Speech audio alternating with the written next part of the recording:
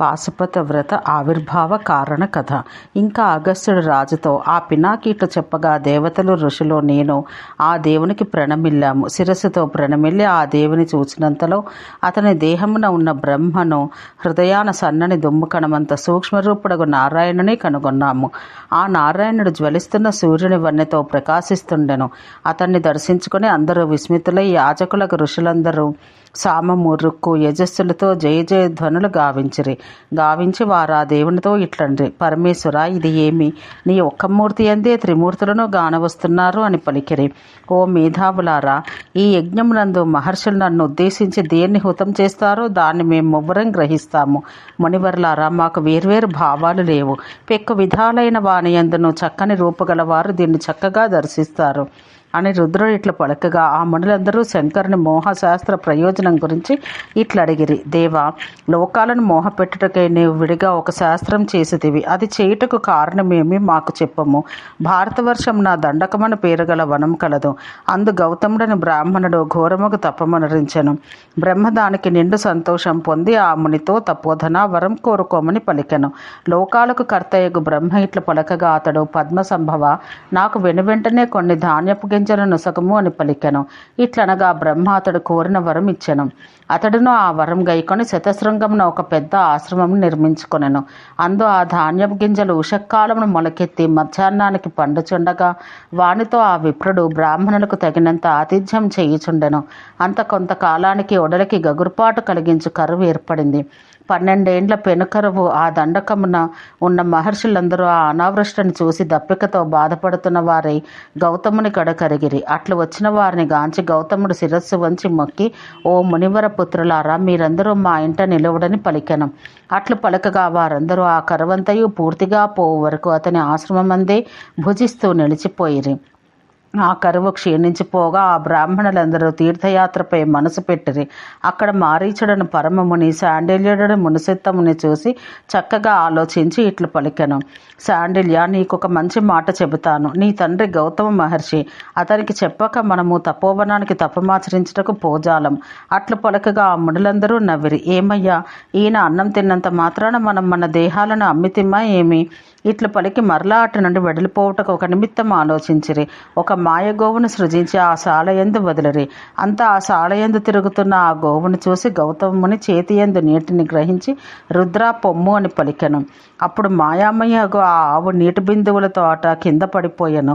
చనిపోయిన ఆ ఆవును వెడలగోరుచున్న ఆ మునులను గాంచి నమస్కరించి ఆ గౌతముడు ఇట్లు పలికెను. విప్రులారా, మీ అందు భక్తుడను విశేషించి మీకు మొక్కినవాడనగు నన్ను వదిలి మీరేల పోవలను చెప్పుడు ఆలసింపకుడు. అందుకు వారు, బ్రాహ్మణ, నీ దేహమంది ఈ గోహత్యా పాపం ఉన్నంత వరకు నీ అన్నాన్ని మేము తినము అని వారట్లనగా, ధర్మమెరిగిన గౌతముడు ఆ మునులతో, ఓ తపోధనులారా, ఈ గోవధకు ప్రాయశ్చిత్తం సెలవిండు అని పలికెను. ఆ గోవు అమృత స్వరూప, మూర్ఛిల్లునిది వలె ఉన్నది. గంగాజలాన మునిగితే అది లేచును, సంశయం లేదు.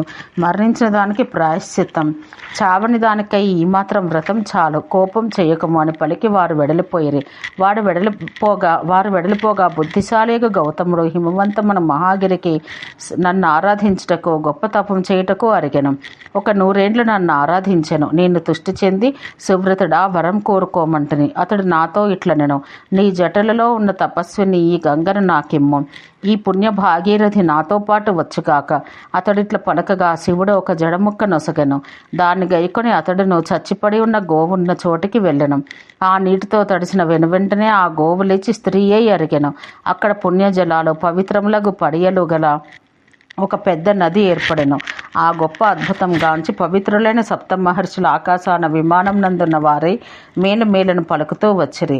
గౌతమ, మేలు మంచివారిలో నీకు సాటియగు వాడెవ్వడు? ఈ జాహ్నవీదేవుని దండక అను పేరుగల ఈ మహారణ్యమును అవతరింపచేసితివి అని వారట్లు పలకగా గౌతముడు, ఇది ఏమి, నాకు ఈ గోహత్యా పాపం ఎట్లు కలిగించనని పరికించెను. అది అంతయు ఋషుల మాయచేత కలిగినని తెలుసుకొని, మీరందరూ జడలు, బూడిద, తప్పుడు వ్రతములు దాల్చిన వారు, వేదాలకు వెలియైన వారు, వేదకర్మముల నుండి భ్రష్టులైన వారు అగుడని చెప్పించను. మహామునియగా ఆ గౌతముని క్రూరవచనం విని సప్తర్షులు ఇట్లనిరి, ఉత్తమ బ్రాహ్మణులు సర్వకాలం ఇట్లు కాకుందురుగాక. నీ పలుకు కడుకు పొల్లునో కారాదు, సంశయం లేదు. ఈ బ్రాహ్మణ శ్రేష్ఠులందరూ ఉపకారం చేసిన నీయందు అపకారం చేయవారైనా నీయందు భక్తి కలవారు. నీ మాటల నిప్పులో బూడిదై కలియుగమున బ్రాహ్మణులు క్రియాహీనులు, వేద కర్మముల నుండి వెలువడిన వారు అగుదురు. ఈ నదికి నీ గోదావరి అను పేరు గౌణముగా కలుగును. గోవు దత్త వరదానం వలన అను అర్థంతో ఇది గోదావరి అగును. ఈ నది కడకు వచ్చి గోవును దానమిచ్చిన వారు, ఇతర దానములొసగిన వారు దేవతలతో పాటు మోదం పొందుదురు. గురువు సింహరాశి యందు ఉన్నప్పుడు శ్రద్ధ గలవాడై ఈ నది కరిగి విధిపూర్వకంగా స్నానం చేసి పితృదేవతలకు తర్పణం చేయవాని పితరులు నరకాన పడిన వారైనా స్వర్గమునకు ఎగుదురు. స్వర్గమందున్న పితృదేవతలు ముక్తి పొందుతారు. ఇందు సందేహం లేదు. నీవు గొప్ప కీర్తిని పొంది శాశ్వత ముక్తిని పొందెదవు అని ఆ మునులు నేను ఉమాదేవితో పాటు శాశ్వతంగా ఉండ కైలాస పర్వతమునకు ఎగిరి ఆ బ్రాహ్మణ శ్రేష్ఠులైన మునులు నాతో ఇట్లనిరి, కలియందు వీరందరూ నీ వంటి రూపం కలవారు, జడలే కిరీటంగా ధరించువారు, ఇచ్చననుసరించి ప్రేతవేషం దాల్చువారు, మాయాలింగములు ధరించువారు అగుదురు. ఆ విధంగా కలిచేత పీడించబడు మా వంశం వారందరినీ అనుగ్రహించట కొరకు ఏదేని శాస్త్రాన్ని దయతో తామొసగవలెను. ఇట్లు వారు ప్రశ్నించగా, ఓ బ్రాహ్మణోత్తములారా, వేదక్రియలతో కూడిన నిశ్వాస అను ఒక సంహిత చేసి తిని దాని యందు బాభ్రవీలు శాండిలు ఆరితేరిన వారేరి. చిన్న తప్పు వల్ల ఇది జరిగిందని విన్న వెంటనే వారు పిల్లిశీలములు గల వారేరి. భవిష్యత్ ఎరిగిన నేను బ్రాహ్మణుల్ని మోహపెట్టి తిని కలియందు లోభం కలవారు శాస్త్రాలు నిర్మిస్తారు. నిశ్వాస సంహిత 1,00,000 శ్లోకాలు ప్రమాణం కలది. అది ఏ పాశుపత దీక్ష, దాన్నే పాశుపత యోగం అంటారు. ఈ వేద మార్గం కంటే వేరైనది క్షుద్రకర్మంగా తెలియదగినది. అది రౌద్రం, శుద్ధి లేనిది. ఇట్టి పిల్లిశీలం గల నరులు రుద్రుని ఆశ్రయించి బ్రతుకువారు చంచల స్వభావులు తమ శాస్త్రాలను వేరుగా రాసుకొని చెందురు. అట్టి వారిని ఉచ్ఛుష్మ రుద్రులు అంటారు. నేను వారి యందు నిలవను. పూర్వం దేవతల పని కలిగినప్పుడు భైరవ స్వరూపంతో నేను నర్తనం చేసి తిని.